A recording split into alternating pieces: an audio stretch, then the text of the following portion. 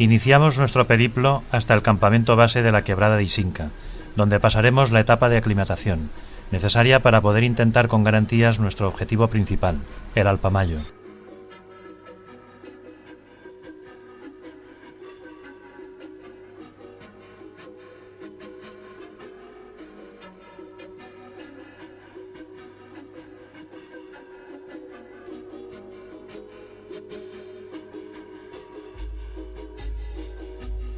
De camino a Pasapampa nos encontramos la realidad rural del país y el lamentable estado de sus carreteras.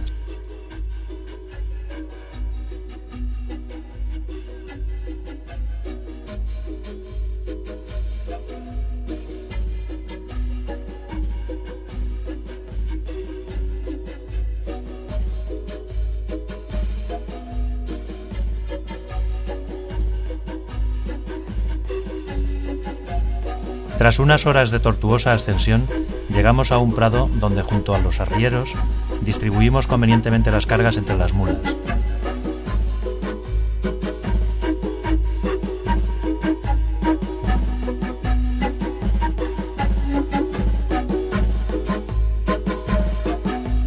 Al final, aparte de nosotros 6, suben Víctor y Jaime, el cocinero, con 2 arrieros y 8 mulas.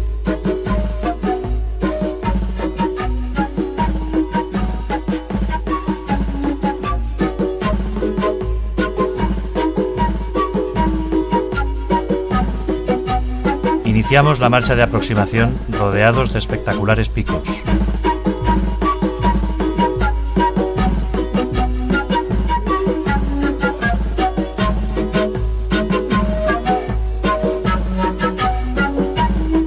Cuando alcanzamos los 4.000 metros, aparece el quenoal, árbol autóctono de los Andes, y con él un paisaje más acogedor.